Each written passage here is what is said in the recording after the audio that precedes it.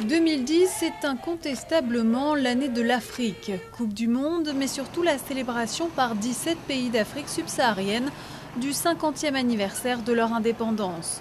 Une indépendance qui a souvent rimé avec souffrance pour de nombreux pays africains. Paupérisation, dictature, conflits. Le bilan de ces 50 dernières années est plutôt sombre, comme ici, en République démocratique du Congo. La situation économique, sociale de la population s'est dégradée. S'il y a un léger mieux sur le plan politique, depuis 2006, nous avons eu les premières élections démocratiques et transparentes dans ces pays. Mais on ne peut pas dire que, malgré l'appellation du pays République démocratique du Congo, que la démocratie se soit réellement enracinée dans notre pays.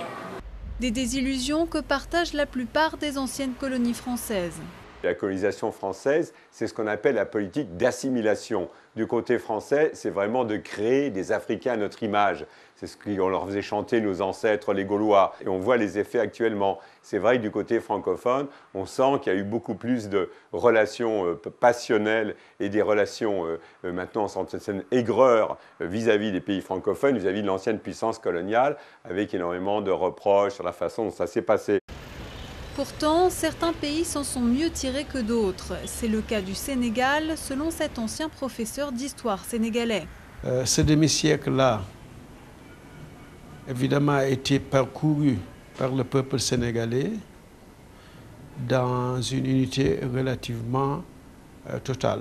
Nous avons aujourd'hui des universités.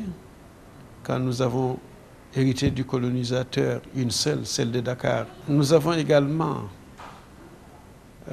hérité d'une administration qui a été forte parce que pendant longtemps, Dakar était considérée comme la capitale d'un ensemble fédéral extrêmement important. Que le bilan soit positif ou négatif, l'anniversaire des 50 ans de l'indépendance reste toutefois un symbole d'espoir pour toute l'Afrique subsaharienne.